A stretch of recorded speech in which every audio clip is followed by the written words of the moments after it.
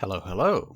This might be a video that it's sort of about Danganronpa 2, but not too much. It's not going to be about it specifically. If you want a video that is very specifically about Danganronpa, you can go check out a video I made about Danganronpa 1, which I think is called like Danganronpa Dungeon Grandpa's Reloaded, or is something silly like that. I actually streamed the entirety of Danganronpa 2 already. It's in my unlisted playlist on YouTube of old streams somewhere. I don't know where, it's in there somewhere. I never wanted to send out alerts for my old Twitch broadcasts, so a lot of people get really surprised by the fact that I have streamed an inordinately large amount of games that they never knew that I even touched, but it's in there, along with a million other things. Okay, so this video will inevitably have spoilers about either one of those games. Maybe. I have never played 3, but I have a loose understanding of its premise.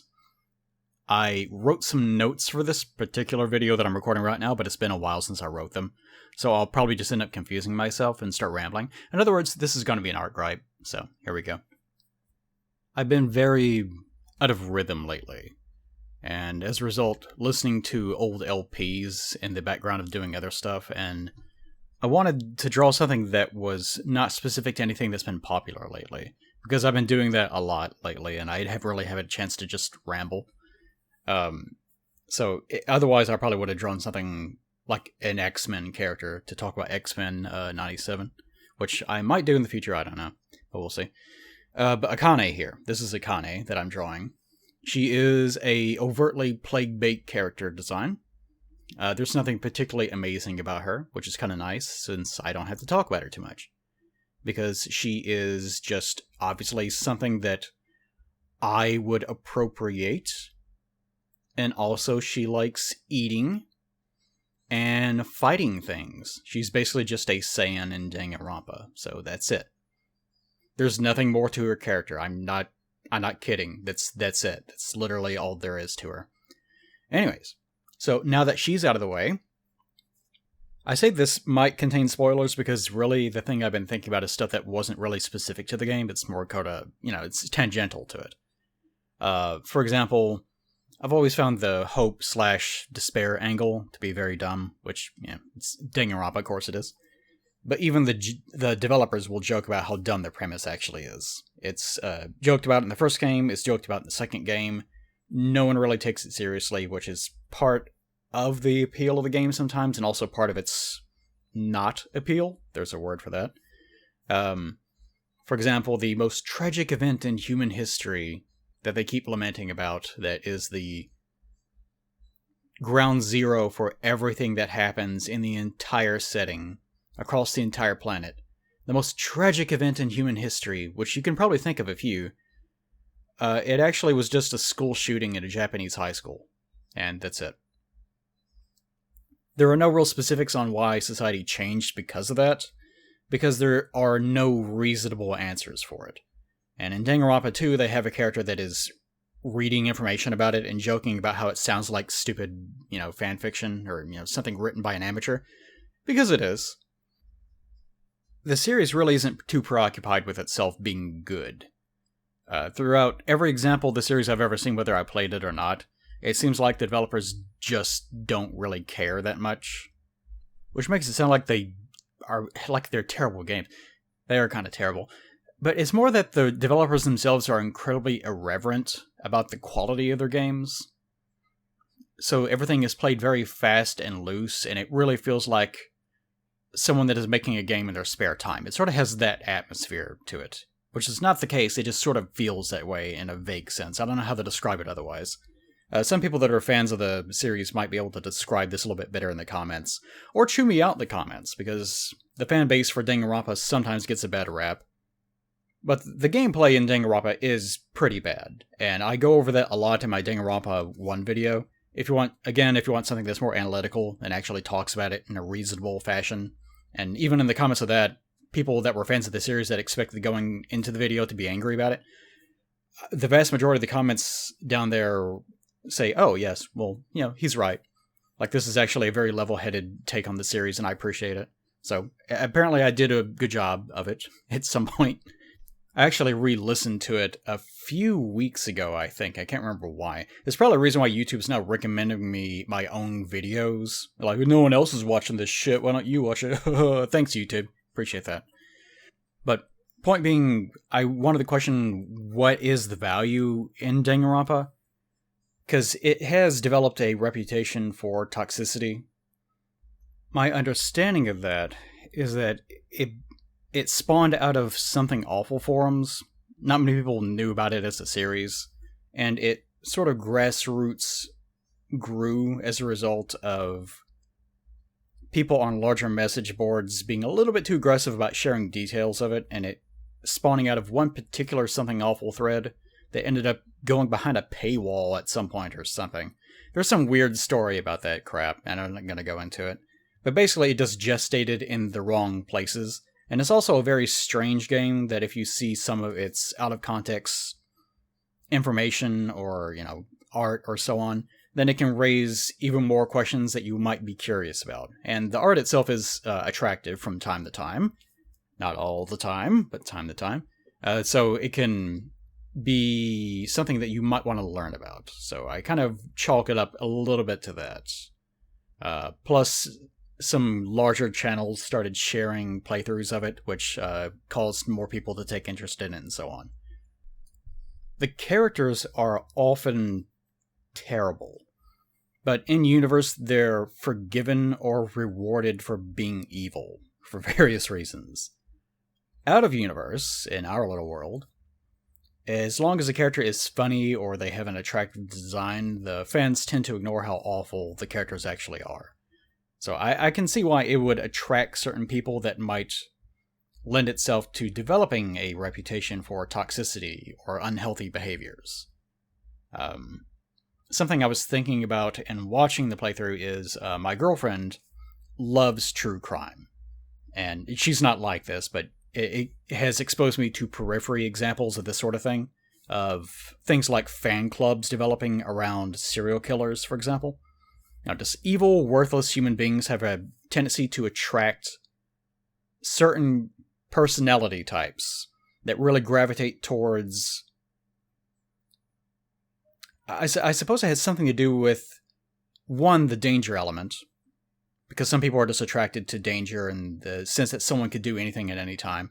There's also the element of some people want to fix people, so the idea that they can...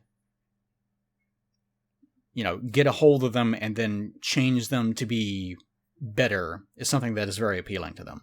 And then there's also this usually more feminine motivation, sometimes you see it with men as well, of being attracted to something that is incredibly dangerous and very loving only specifically to you. And I've talked about that in a couple of videos when I talk about the nature of attraction and things of that nature.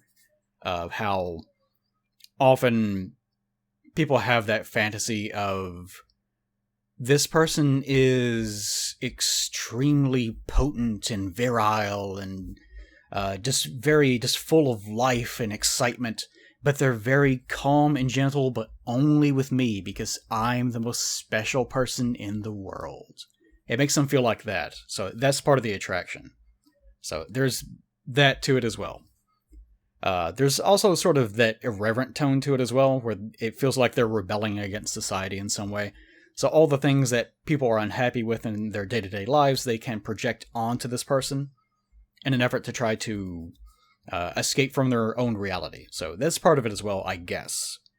I am not an expert on the matter, but it does exist with actual real-life serial killers, so when it comes to like a silly video game, it probably has a much lighter version that exists for people as well. So what it is about Danganronpa specifically that seems to gestate this sort of thing, I'm not really sure. It has something to do with the fact that it is a murder game. I'm sure. Beyond that, don't know. I would be curious to see what people's thoughts on the matter happen to be. Anyways. The writing itself gives me the impression of the writer has a stereotypical understanding of criminal personalities. It reminds me a lot of, there's this JCS video It's a YouTube channel, JCS, Chronal Psychology. It's called What Pretending to Be Crazy Looks Like. It's somewhat recent, for them anyways. It's like their fourth or fifth most recent video, which means that it was released like 2 years ago. But it's demonstrating people that are trying to get out of crimes that they have done by pretending to be crazy.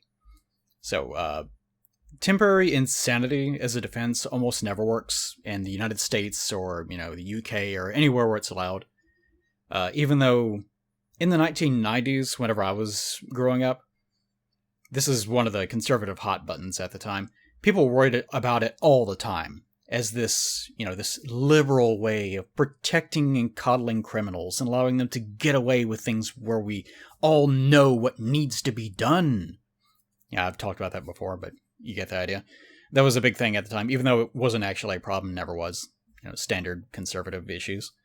So pretend crazy is usually, to most people, just trying to act crazy in the sense of, like, just throwing yourself around and talking about demons whispering to you and telling you to do things and just trying to seem as random and dangerous as possible and have as irrational of a motivation as possible as well, to where you can't really pin down what exactly it is that their internal logic happens to be. And that's what most people think of whenever they think of a crazy person or an insane person. They're just so insane. You never know what they're going to do, and they're just acting insane. I don't know how to describe it. It's like comic book insane most of the time. Whereas actual, like, legal crazy, first it starts with whether you actually have competency to stand trial or not. Because if you don't have the cognizance to be able to help your own defender prepare a defense for you, then you're not competent to stand trial. So it begins with that. There's also, when it gets beyond that, there's the mental illnesses, of course, that factors into defense. And those usually come down to whether you understand that what you did was morally wrong or not. If you have absolutely no... And the JCS video actually has a good example of this. It's been a few months since I've seen it. But it seems like it does demonstrate one really good case of someone that was declared legally insane after they had killed someone. And I think it's the guy... I don't remember his name. He picked up some guy and brought him to the side of the road as a hitchhiker, I think. And then he just killed him. And he just describes exactly what he did in almost this completely emotionless sense of, well, yeah, I did this, and then we did that. This is where I put the body. Yes, sir, I did that. Like, just describing it in the most direct, calm, and rational way possible. Because he was just completely disconnected from his own actions.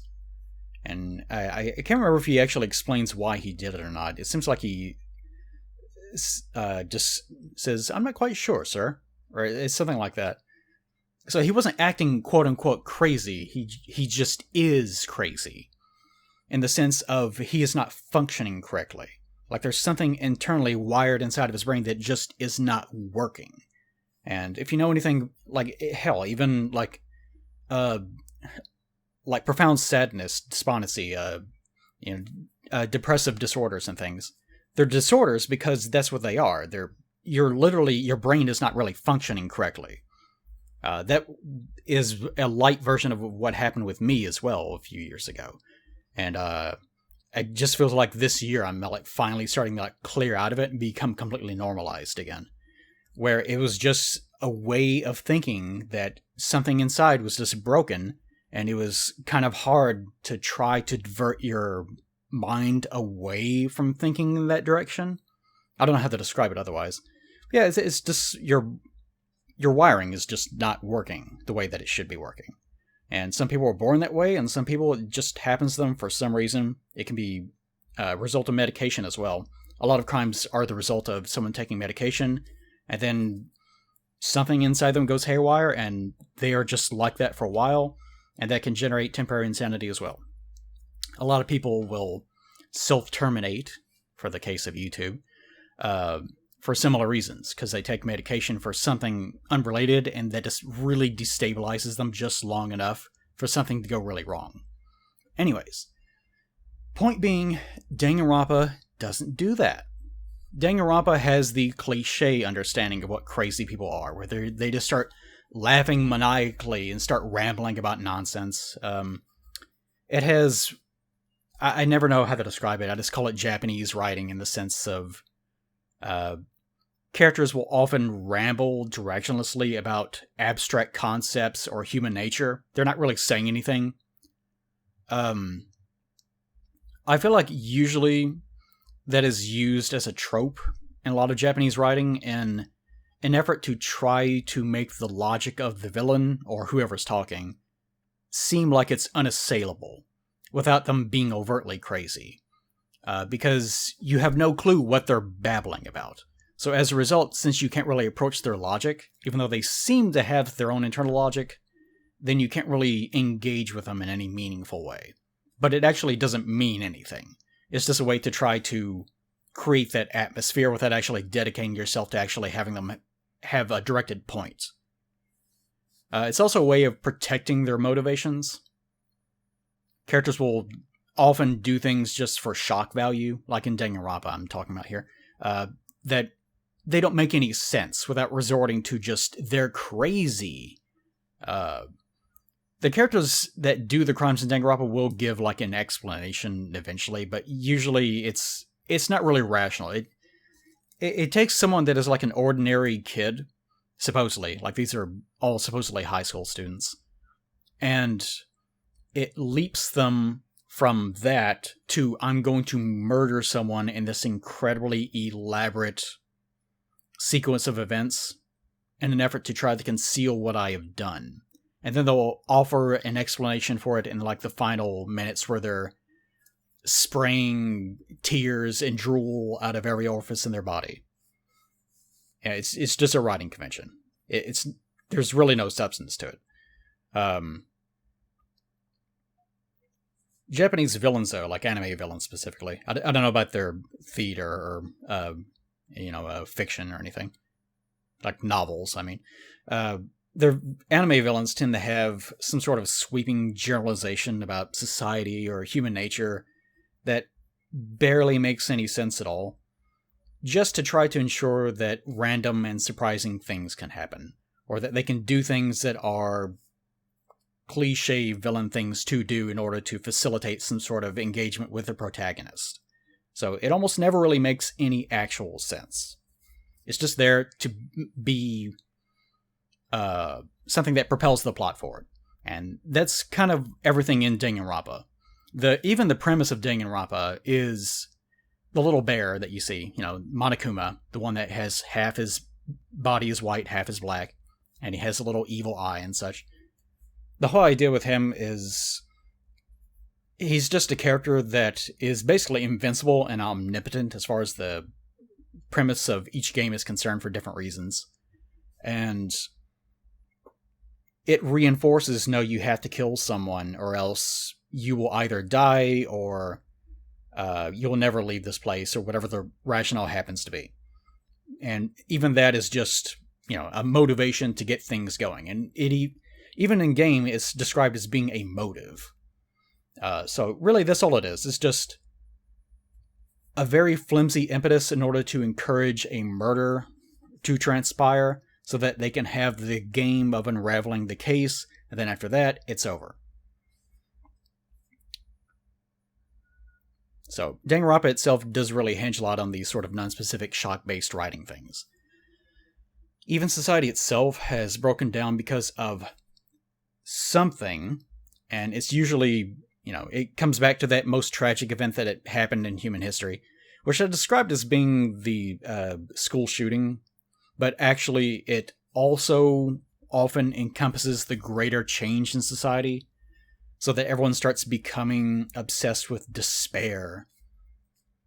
And it all originated from Japan. Of course, it's Japan. It's the center of the universe. But it's this very ambiguous sort of originating point of everyone becoming obsessed with this new cultural phenomenon.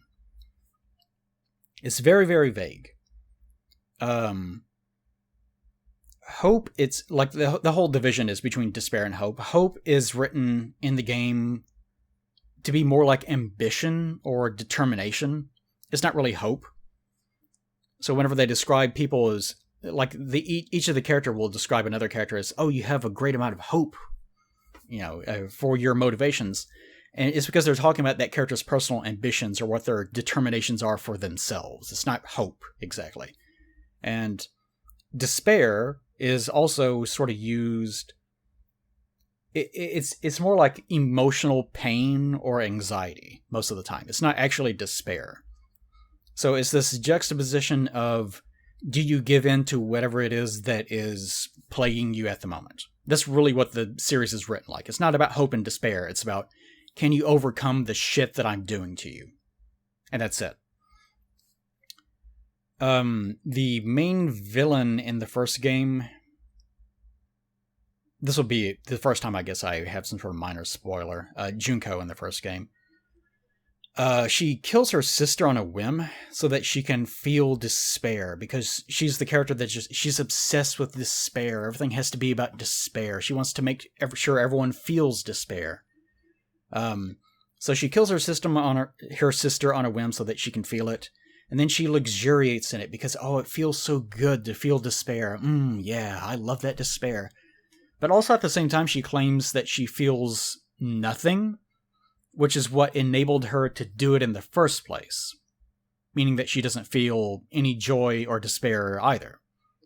But also, it makes her feel guilt, which gives her more despair, which makes it even more palatable. Like it's an energy source or something. What I'm getting at is that none of the writing means anything. Again, like it's just nonsense.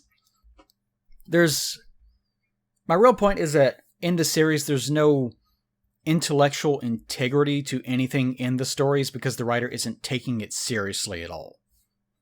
And that's more the point. Like, again, it's just a series where the people writing it are just having fun. They're not actually taking these concepts about hope and despair and cultural diseases or anything like that and trying to analyze them and break them down and use the characters in a proper writing convention in order to illustrate a point. No, they just want to have their cool character designs like bonk into each other like you're playing with toys. That's all it is. Gameplay obviously isn't the concern either. And really neither is the art a lot of the times. The series feels sometimes like cranked out garbage that became successful for reasons developers didn't understand, because it probably is.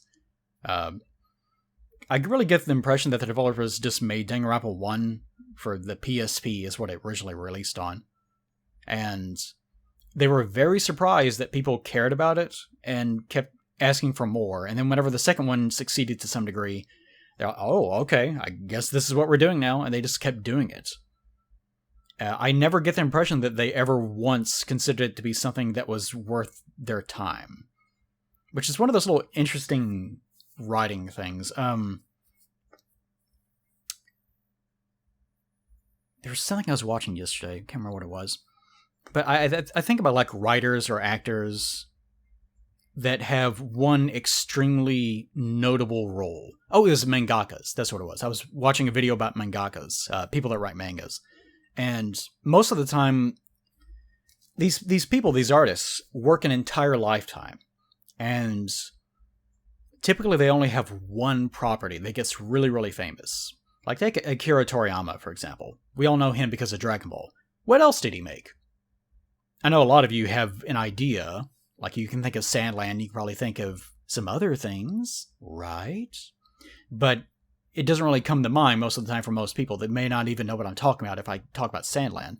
Because that's typically what mangaka are like. They have one really big thing, and after that, they kind of just veer off and start doing smaller projects. It kind of reminds me of this... what was it? It's one of the Eminem songs where he says, whenever I think it was the Moment song, whatever it was. where he's talking about whenever you have success and you have to make sure you make as much money as you possibly can. These aren't the lyrics. And whenever your popularity fades and you just have to accept it and make sure that you make as much money as you can in the space that you do. The same thing goes for like celebrities as well. Like sports stars, a lot of them end up penniless because they become really used to having millions of dollars and they splurge it on a bunch of ridiculous nonsense. Even my adventures with Superman, the new season is coming out. The first 3 episodes are out now, and we watched those yesterday. And one of the running jokes is that Jimmy, at the end of season 1, gets a bunch of money, and they have a counter at the top of the screen in season 2, where he's making a lot of stupid decisions, and you can see the money going down, which bothered all of us because we're our generation, like millennials below, so we're all preoccupied with how nervous money makes us and how bad it feels to be poor and so on. So it's not a joke that really resonated with us, but I get it. And that's what they're going for with that as well. When people get a hold of money, they don't really handle it well because most people don't teach you what to do if you have a bunch of it. Because most people don't. You're supposed to invest it. And when you say invest it, people are like, oh yeah, invest it. But you ask them, what does investing mean? I don't know. I don't know what that means at all. And whenever people get to that point, that's where they are. They just have a lot of this number next to them, and they don't know what to do with it. I guess I'll spend it, because there's a lot of it. And there's so much of it, and it's such a big number that I don't recognize it, that surely, if I keep spending it, it won't go down that much. And then eventually one day, they're in the negatives, and they don't know how they got there. Anyways, Danganronpa developers sort of feel that way in that sense. They got popularity, they didn't quite know what to do with it, so they just kept going, but they never really treated it seriously enough to elevate their own work above what it began as. So it actually sort of got worse over time, from my understanding. Because I have seen the Despair Girls, that's what it's called? I can't remember the name of it. It's the one where it's sort of a first-person shooter. They tried to do something different. It didn't work particularly well. There are also no, like, criminal cases in it. You're kind of just wandering around and participating in the world in a very vague way. But the games don't get better from that point forward. It's mainly just the 3 mainline games, from what I understand. And even 3 is contentious. Some people consider it to be the best one. Some consider it to be the worst one. I still haven't played it. I will see. Anyways. The games... What I'm getting at is the games don't really take themselves seriously, and they seem to make fun of their own fans and even the setting. So then, why in the world do I care about it? What value do I see in any of this crap? Because I do enjoy it. It's one of those plague things where you have to question, does he like this? Yeah, I like it well enough. But again, the things that I like are the things that I also criticize. And a lot of people aren't like that. I discussed the value. I discussed the video itself, and I've also discussed before the value that you might find in a flawed product. Often it's what you see in ideas that other people aren't using that you find the most value in, which Danganronpa actually does a lot. It has a lot of interesting ideas that it just does nothing with. Even the game itself feels more like it's a dating game that has no dating. And I mean that in the sense of you're wandering around, you're talking to people. There are free time events where there's no case or anything going on, and you're allowed to just go interact with the characters and get to know them. So in that sense, it really feels like you're interconnecting with the characters. The characters are usually a lot of fun to watch interact with one another, and I think that's why most people bother with them at all. The setting logic itself is also really cartoonish. So it's entertaining in the sense of it being like you're being surprised by the next weird thing that happens, because you're never quite sure what the internal logic of the setting happens to be. Sometimes things happen that are overtly Tom and Jerry. Like really overtly Tom and Jerry. And then it'll have something happen alongside it that is treated as being the most serious realistic thing in the world. But then again, like, the game's attempt to entertain you is so weird, because there are things like, in the second game, Monokuma Theater, where the game just interrupts itself to have this completely unfunny sequence of Monokuma talking at the camera as though he's on stage. I guess that's supposed to be the joke, that it's not funny. But anytime I've seen someone play it, and anytime that I played it, I just skip through it as quickly as I possibly can, because it's not even worth reading. Sometimes he'll do something that's a little bit strange. Maybe it's like a Japanese humor thing that isn't resonating with anyone. I don't know. I get the impression that it's just not funny, though. Anyways, the point being is, a lot of the humor seems accidental sometimes. Sometimes it is overtly intentional, and other times it's just, the writing is so bizarre that there are moments where it sort of like wears you down and breaks you in moments where it wasn't really intended anyways. It's also fun to hate a lot of the characters, because certain characters are just insufferable, and that can be part of it, in hoping that the character that you don't like gets killed. Because, again, the setting is so cartoonish that you end up not treating it seriously, and you get to this point of just treating them like toys in your mind. So you're like, oh, I want this one to die, that one can stick around. You really are just like shopping for toys at that point. The most successful in terms of it being depicted as being an actual crime, I think, is the very, very first case in the series, in Danganronpa 1, because if you go into it not really knowing what kind of game it is, then it is a little bit shocking, and actually losing a character feels much more validating, I guess. I'm not really sure how to describe it. But after it keeps going on, then that atmosphere is lost completely, and you start getting more of that Danganronpa tone, where it's just comedic and everything is disposable. But sometimes the series also touches on ideas that it doesn't really explore, and like I said before, that are interesting to me. Like, for example, AI emulating the personalities of real people. I've always found that to be really interesting. Again, it doesn't do anything with it in the game. It's just something that happens once or twice. Like Matrix-like virtual landscapes. Like plugging someone into a world where they think it's real, but it's not. That happens. A lot of things happens in Danganronpa. And people really like that concept, because that concept has been around for centuries. Not specifically computer-related things, but just being trapped inside of dreams and not knowing what reality happens to be, and that being a part of philosophy and so on. That is something people have explored for a very, very long time. And again, the game does nothing with it. Or another example I wrote down, fixing people with virtual therapy by rolling back their personalities prior to them receiving emotional trauma. I thought that was pretty interesting as a concept. It's something that I thought about before. Like, if we get to the point with technology where we can plug someone into a machine, and the way that we have mapped the human brain is so precise that we can actually find the parts that are causing them distress, and maybe even clip them out so that they don't remember them. And that being a plot point itself, like, is that moral? Is that ethical? Is that a wise thing to do? Or just actually healing them in the sense of the thing that you consider to be so vital to the exploration of the human condition is actually just a physical behavior that needs to be remedied. And we can fix it in the same way that we flick off a light switch.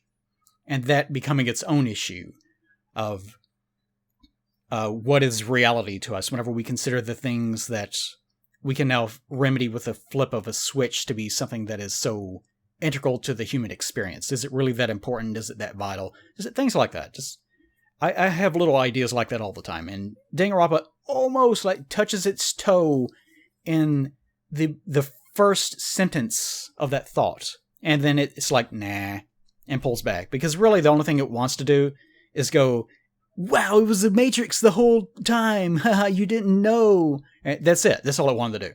It doesn't care about anything else related to it at all.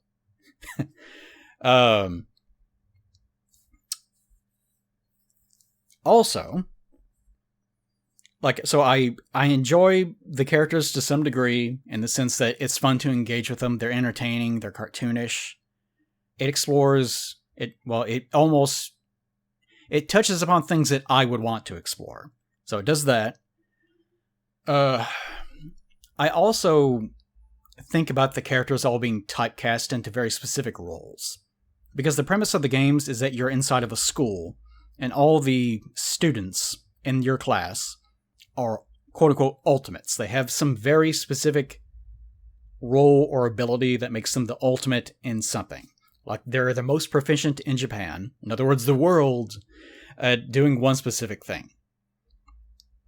Like they're the ultimate dancer, or the ultimate mechanic, or the ultimate lucky student, and so on. But that actually almost never comes up in the story. A student will have an ultimate ability, and sometimes they'll go the whole game, and it will just never come up. I'm not going to name all specific people, I guess. But there are many times where they're the ultimate whatever, and it doesn't matter. Like the ultimate photographer or the dancer or whatever, and they never dance and they never photograph anything. You might see them with a camera from time to time, but that's it. And that applies to a lot of characters. It does for some of them, because usually each case centers around some sort of gimmick, and sometimes one of the students, their ultimate ability will be used as that gimmick, so it will be integral to one specific kind of case or one specific plot element. But for a lot of the characters, they just exist to be disposable. You know, there's presumably an ultimate every year for each class. You know, like, let's say the ultimate lucky student, right? We actually see an ultimate lucky student in Danganronpa 1, and then a completely different person in Danganronpa 2 that is also the ultimate lucky student. Because they're doing this every year. So presumably, there is one for year 1, year 2, year 3, year 4, and it's just an ultimate lucky guy every single year, right? Maybe. There are no rules on it. Often, the ultimate lucky version of someone is so incredibly specific that it feels like something that is made for that one person, and it may not ever come up again. Like there might be an ultimate, I don't know, the ultimate, I'll just make up something, the ultimate AI programming for human integration specialist ultimate or something. There won't be another one of those, just whatever the incredibly specific thing happens to be. Because what they're really doing is they're seeing one person, one kid, and they're like, whoa, that kid's really good at this one thing. Let's bring him in as this whatever thing we just made up.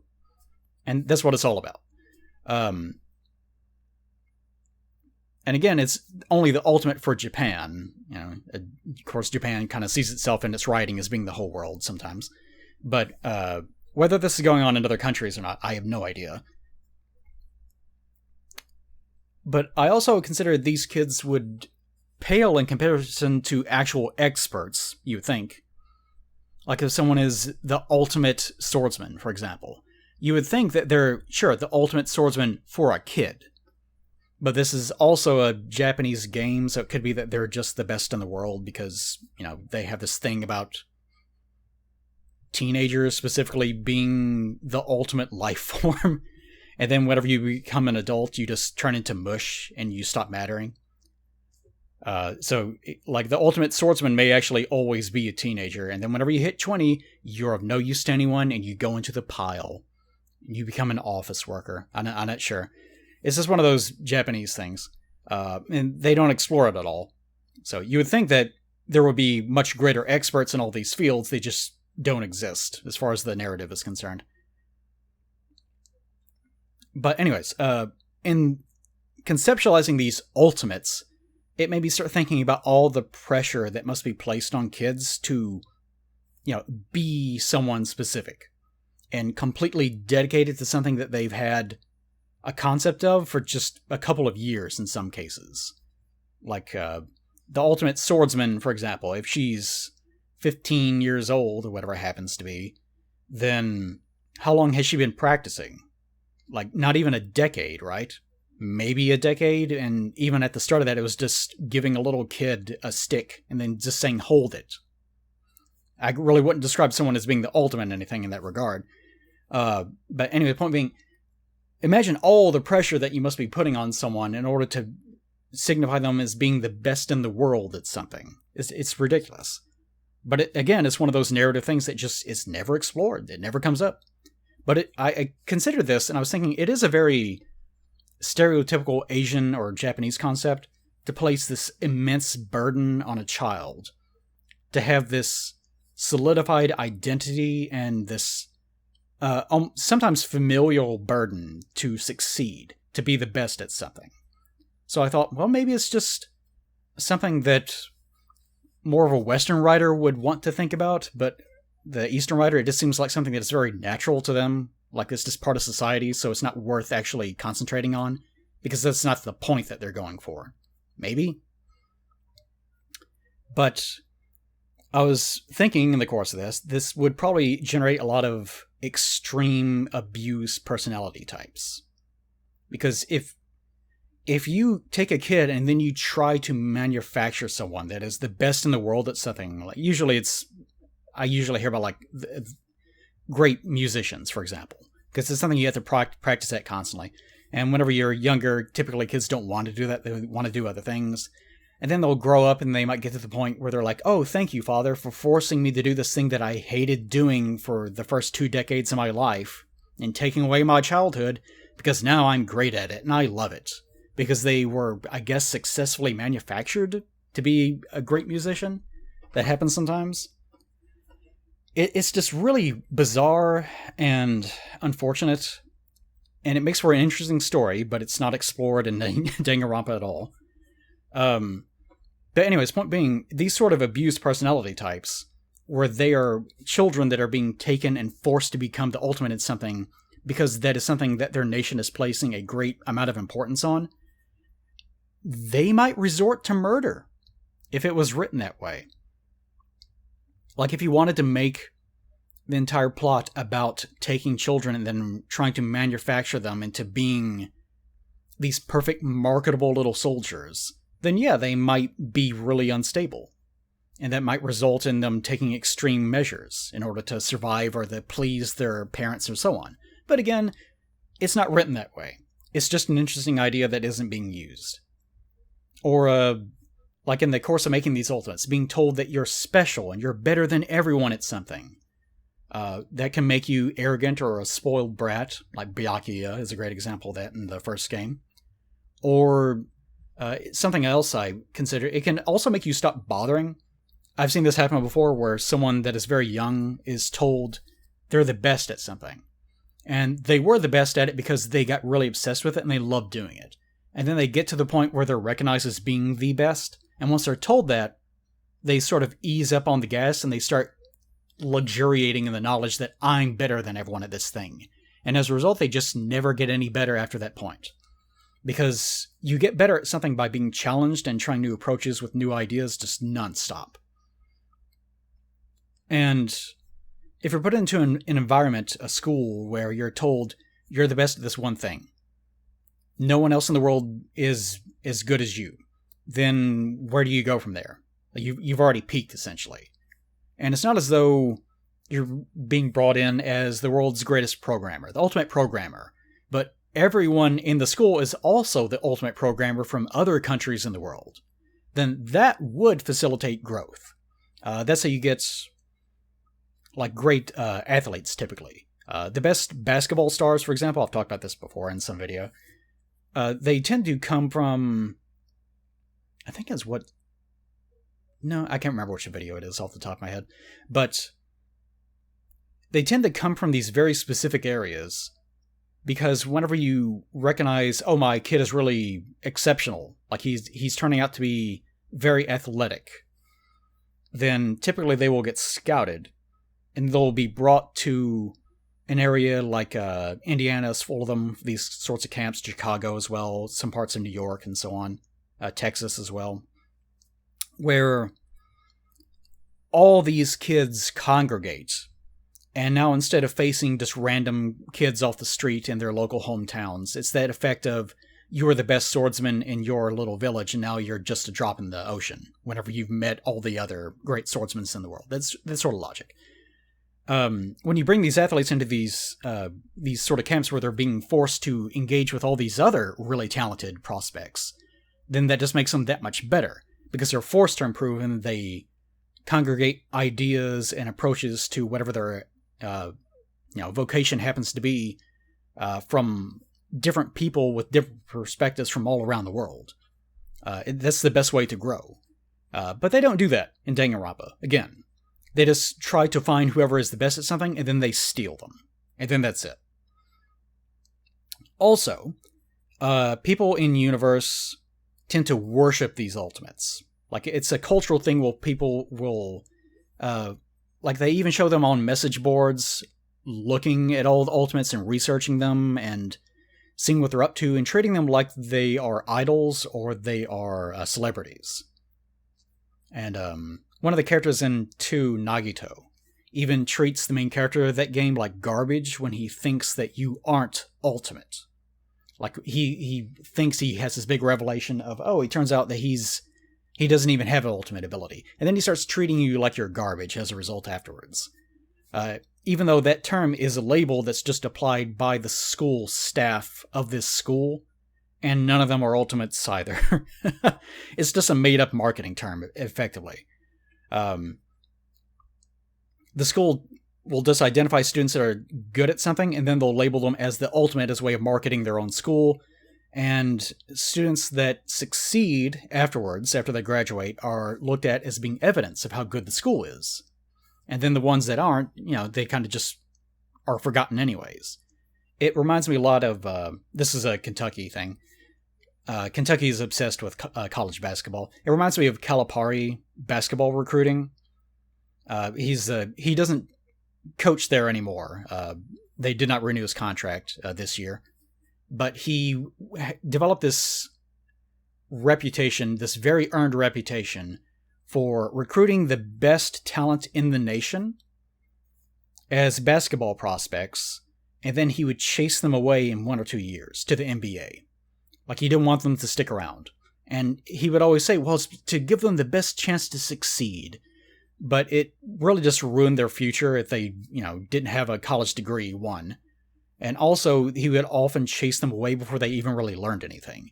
Because honestly, he didn't really teach them much. It's more that he just wanted to gather them to market his own program as being a place where the best go to play, and then shoo them away as fast as possible so that he could bring in even more of them.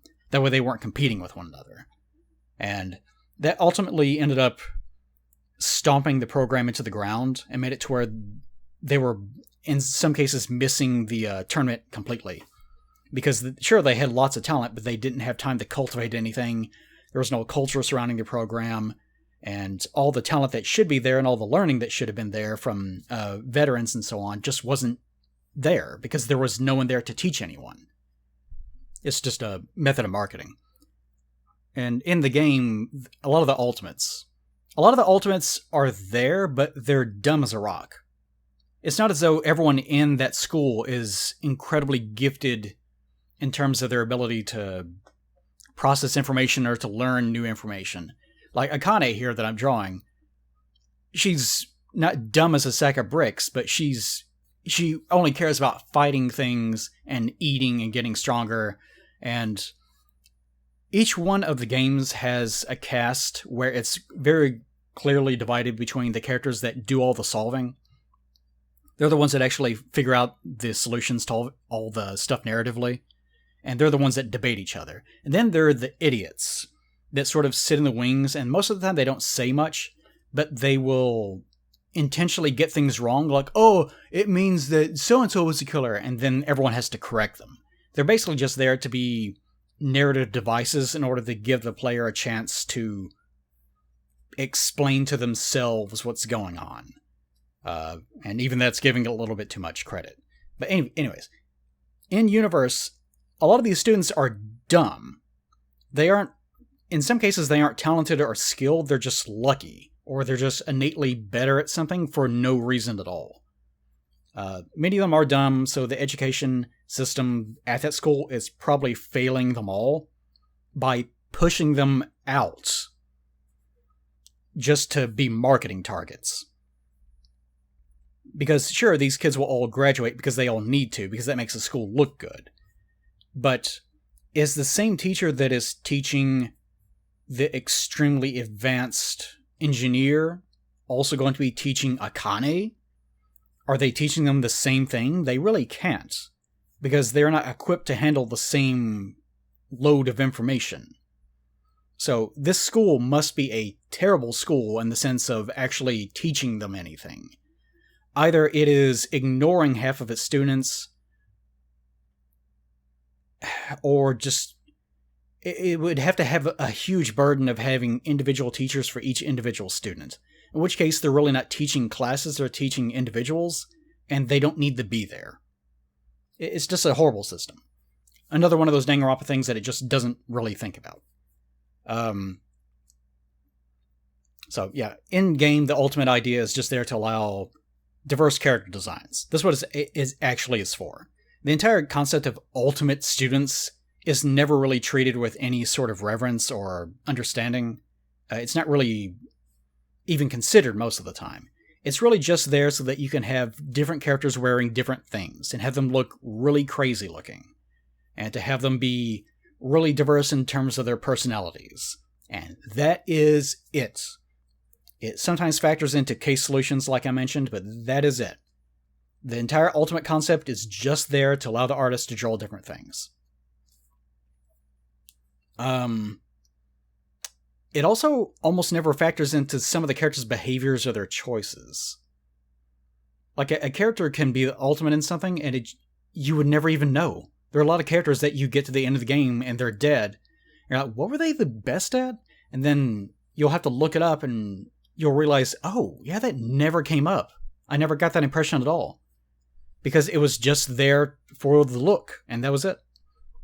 So like I mentioned, at one point, the game in 2 does make a point to make fun of the premise by having one of the characters read what is happening and say that it's unrealistic. And that's their defense for it. They're actually trying to make fun of people that are criticizing the games. They think it's unrealistic, and that's what makes it bad. Which is, I've always found that that's what bad writers tend to go to.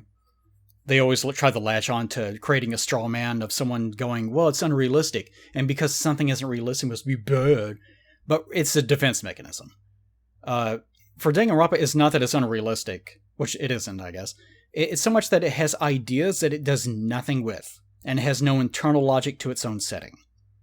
It is absolutely fine for a setting to not be realistic, but whenever you do that, you also have to write in and identify what internal rules that the setting is operating by, so that the viewer knows how the setting works and what to expect from it. And then once you establish whatever that internal logic happens to be, then all the characters have to abide by it from that point forward. And Danganronpa doesn't do that. That's what its problem is. It never establishes any sort of coherent logic to anything, and it even violates its own logic when it's convenient. So yeah, the game is unrealistic, sure, but that's not its problem. Its problem is that it's just stupid. It's written in a very stupid way. That's its issue. So yeah, Danganronpa. This is my perspective on Danganronpa. It is something that it's a very interesting series that is handled very badly. It is an idea that I think that if you gave it to someone else, it either would be much worse or it would be much better, which is an easy thing to say, but I think you know what I mean. In the sense of, Danganronpa has its own specific appeal, and some of that appeal is from the sense that you want to project onto it. I talked about this recently with a few videos, but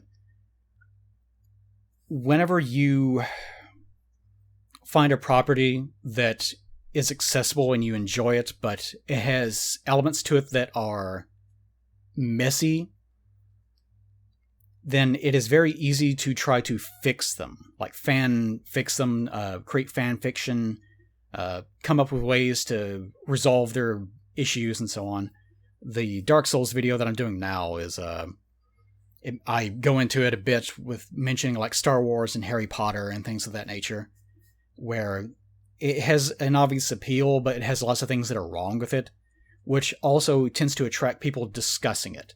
Whereas if something is just perfect on its own and doesn't require you to evaluate it or anything beyond that, then people don't really talk about it. It's not really worth discussing. So that is part of Danganronpa's appeal. And especially with me, I love thinking about things critically. So this is the reason why I'm talking about it at all. I love trying to reevaluate things with solutions. So with Junko, for example, she's so crazy. She's the villain. She's obsessed with despair. And evaluating her, I was thinking, what if she were like more realistic and you actually treated her, not that realism is the answer to everything, but what if you did treat her as being an actual person instead of just this crazy nonsense character? Maybe she has like PTSD or some sort of emotional transference or anhedonia, something that would make her emotionally numb, and she's seeking out ways to try to treat it, but she never got, she was never evaluated by an expert or something. Just anything like that. Just any sort of focused, actual depiction of a real disorder, instead of just random nonsense to allow the characters to all react in amazement to how crazy she is. That would be way more satisfying to me. Even if it was just barely touched on. Just if for a moment you could see like a medical release on the ground saying, oh, she was evaluated, here's what's probably wrong with her, and parts of it were scratched out, or just something to hint that there's something going on. Or, forget here for a second. Like the idea in the series that there is a social disease. In this case, it's, despair. That's sort of a very Metal Gear-esque sort of plot line. That is something that would happen in Metal Gear, where people start talking about the nature of mimetic ideas and it being something that can infect society as a whole. It wouldn't really, in Danganronpa, it wouldn't really be despair, which I don't care about despair. It would be more like disengagement or numbness. It's sort of like the United States and gun crimes, how we've just gotten really numb to it because it just happens all the time, to the point where, a school shooting used to be big news, now it's like, whatever. And we don't even report on it. In X-Men 97, actually, the villain Bastion actually makes that part of his plan. He has this idea of just making people so numb to the mistreatment of mutants that eventually they just completely tune out of it. And that's something that the series briefly touches on there as well. I appreciate that. I appreciate whenever people actually talk about things like that and actually recognize these are real issues and this is how it can happen. And again, Danganronpa is not trying to do that. It's just trying to be dumb. Or, like the Ultimate thing. The Ultimate's being a marketing term with the school being an industry that is using children like an idol firm or, an American music studio, just cranking them out. Just using them and then throwing them away. I would love it if the games actually addressed that, and that became an issue. Actually, like, viewing the kids after they graduate, and them saying, yeah, I was really not prepared for the world around me, or I was immediately trafficked to these other people and used and then thrown away. And a lot of them are homeless, or they've resorted to different things, or one of them's working as, like a fast food employee. Just the explorations of that, of just abusing these kids as a way of marketing your stupid school that does nothing to help them. I really like that idea in terms of it just being an interesting way of exploring the human condition and so on. Just, again, Danganronpa doesn't do anything with it, because it doesn't really intend to, and that's fine, but it does make me think about it. So yeah, if the series had better designers and writers, it may be more successful, or maybe it would be much better or worse off. If it had a different lead artist, like a different lead, literally the person that draws the characters, artist, it probably wouldn't matter. A lot of the success of the game, I think, does hinge on the art style. It has a very unique art style. And I think a lot of the draw stems from that, actually. I'm not going to attribute all of the success to the artist or anything. Because you can tell the artist sometimes hits a wall where they're meeting the limits of their technical skill once or twice, but it's still appealing. It's a very fitting art style for this kind of game, because the artist has their limits and the writing has its limits too. And you can see what they're going for, and it kind of makes you want to participate with it a little bit. It's interesting. Anyways. Those are my opinions on Danganronpa. Oh god, it's an hour long. Oh well. Those are my opinions on Danganronpa as a series. Again, I have the real video that I did, Danganronpa 1, Dungeon Grandpa's Reloaded Max, I think is the name of it. I wanted to make this video because I just feel better when I'm working. And lately, I've been doing a lot of writing, which is working, but it doesn't really feel like working because you're not producing anything. So I wanted to produce something. I guess I should say I feel better whenever I produce something recently. And being out of that rhythm of write, produce, or draw, produce, it feels terrible to me. Whenever I kind of feel like I'm stuck doing nothing. I did make another art gripe video, which was about Star Trek Lower Decks, and I was going to talk about Star Trek. But I decided I was going to want to do that with my girlfriend, but then a bunch of real life stuff happened with, like, schedules and sleep schedules as well, which definitely messed with the timing. And also, I think some construction crews were making a bunch of noise for her. So it's been messy. So I decided, while we wait on that, I'll do this one instead. So look forward to a Lower Decks video eventually, where I drew Ta'ana and Tendi, if you're wondering. Anyways. Also right now I'm working on a Dark Souls video. I have it recorded, the audio is produced, I just haven't started on the actual editing. I kept rewriting myself in the corner, so I need to go back and reevaluate the audio and fix that. Also, I should be doing taxes right now, so that's something else I need to worry about. As soon as I get done with this, I need to start doing that. So I really haven't gotten much of a chance lately to just draw something random and talk about whatever I want to. It's all been something major just released. I need to draw a picture and then talk about that as a review, and I've been getting kind of tired of doing it. Something I have considered doing is whenever the mood strikes me to just talk about things, like not even write it, just an old-fashioned just talk at your face until I go blue. One of those. I should just record it as a podcast, and then not even have an idea for a drawing, just think up something afterwards as a way to match it, and then just draw that. And see how that works out. I've never done it that way. Completely in reverse. Instead of it being an art gripe, it'd be a gripe art. I guess. I don't know. Okay. That's it for now. Hope you enjoy me rambling about Danganronpa. If you have no idea what Danganronpa is, this probably was a completely meaningless video for you. For that, I apologize. Hope you enjoyed the big bappers on Akane. She loves eating meat. And everything else for that matter. Hey, check it out. I'm already eating. It's such a stupid one. Okay, never mind. Alright, I'll see you guys next time. Oh, I also forgot to mention that Akane is the ultimate gymnast, which, again, doesn't really factor into anything. And that I drew this picture to be modeled after the 1 million years BC poster, with Raquel Welch, I believe her name is, on the front. Because I like that. And whenever I was in the middle of drawing it, I realized, this pose kind of looks like that. So I decided to do that. Anyways, I'm meaning information. Sorry. Anyways, see you guys next time.